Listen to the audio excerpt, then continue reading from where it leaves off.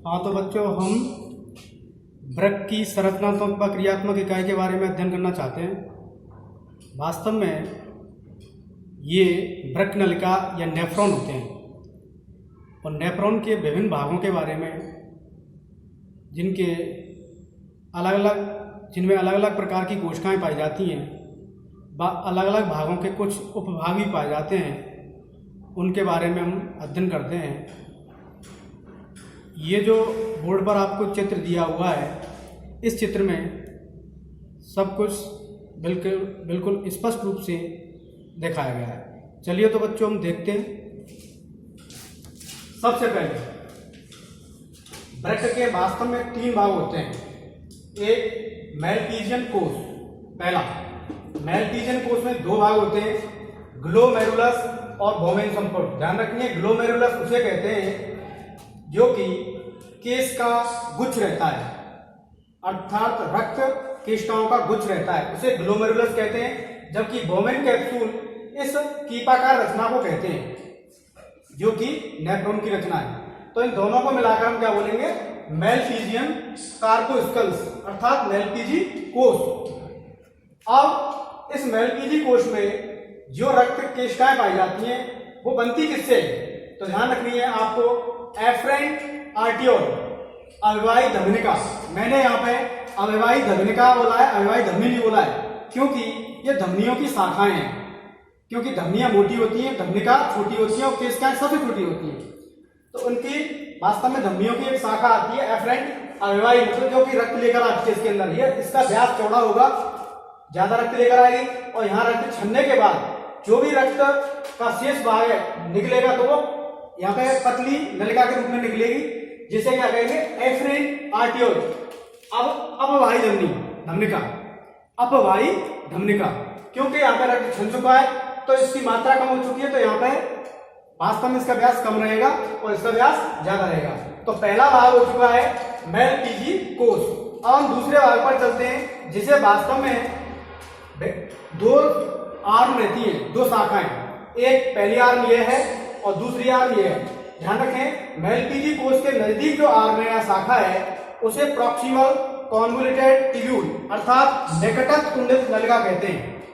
और जो दूसरी है, जो दूरी पर है, बिल्कुल दूर है, जो वास्तव में संग्रह नलिका से जुड़ी हुई है, उसे डिस्टल कॉन्वोल्यूटेड ट्यूब्यूल, अर्थात दूरस्थ कुंडलित नलिका कहते हैं।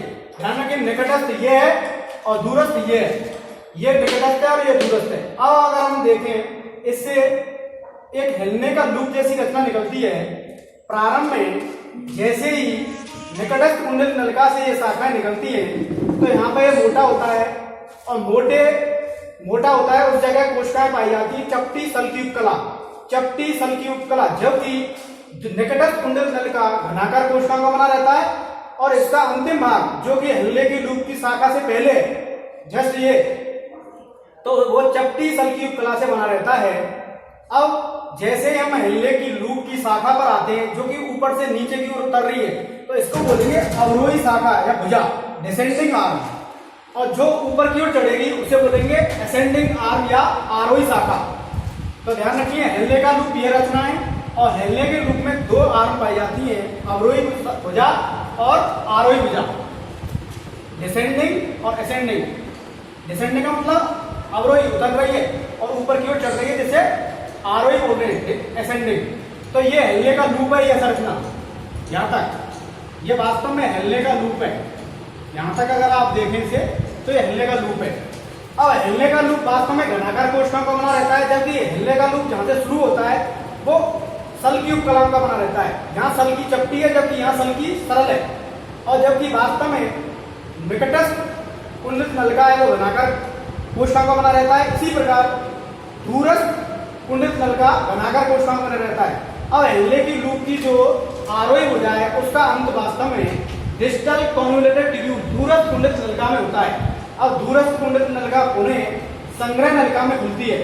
ध्यान रखें, लगभग 10 lakh neuron, 10 lakh nephron, 10 lakh nephron वृक्क में पाए जाते हैं और लगभग 4000 नेफ्रॉन एक संग्रह नलिका में खुलते हैं। संग्रह नलिका का व्यास ज्यादा है, आपको दिख रहा है, एक यहाँ पे दूरस्थ कुंडल नलिका, ये भी काफी सारे इसमें दूरस्थ कुंडल नलिकाएं खुलती हैं। इसीलिए ये संग्रह नलिका कहने का मतलब है यहाँ पे मूत्र का अस्थायी संग्रह होता है। अब अगर हम देखें ये जो नेफ्रॉन है, और नेफ्रॉन में ये जो शाखा है आपको ये जो दिख रही है एफरेंट, ये घूमकर इस हेल्ले के लूप के चारों ओर पाई जाती है और इन शाखाओं के चारों ओर पाई जाती है। दूरस्थ निकटस्थ कुंडल नलिका और दूरस्थ कुंडल नलिका के चारों ओर पाई जाती है। इसके अलावा हेल्ले के लूप के चारों ओर भी पाई जाती है इसी की शाखाएं।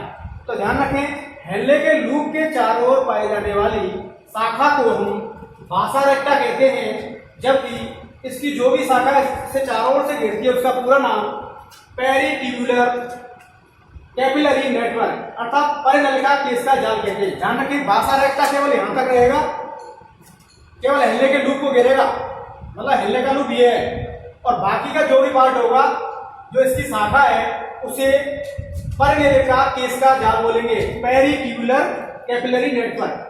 तो बच्चों आप समझ चुके हैं कि वास्तव में ये नेफ्रॉन की आधारभूत संरचना है। अब ध्यान रखें, नेफ्रॉन का ये जो पार्ट है ये कोर्टेक्स और मेडुला के संधि स्थल पर पाया जाता है, जबकि ये कंप्लीटली मेडुला में पाया जाता है। अगर हम बलकुटीय नेफ्रॉन की बात करें तो ये बलकुट में पाया जाता है और अंशतः हेल्ले का लूप मेडुला में पाया जाता है। अंशतः मतलब पूरी तरह नहीं। ध्यान रखिए, जट्टा ग्लोमेरुलस में तो मेडुला के अंदर पाया जाएगा हेल्ले का लूप, जबकि कोर्टिकल में अंशतः पाया जाएगा। क्लियर?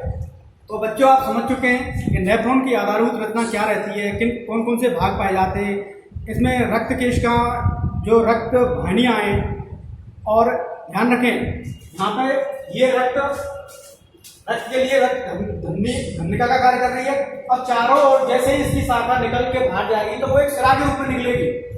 तो ये आपको क्लियर हो चुका है। अब इसमें कोई भी ऐसा पॉइंट नहीं है। अब आगे से हम केवल मूत्र निर्माण की प्रक्रिया का अध्ययन करेंगे, जो कि आपको वृक्क की आधारभूत रचना स्पष्ट होने के बाद ही स्पष्ट हो सकता है। ध्यान रखें, ये संरचना आपको मूत्र निर्माण की प्रक्रिया में मदद करेगी।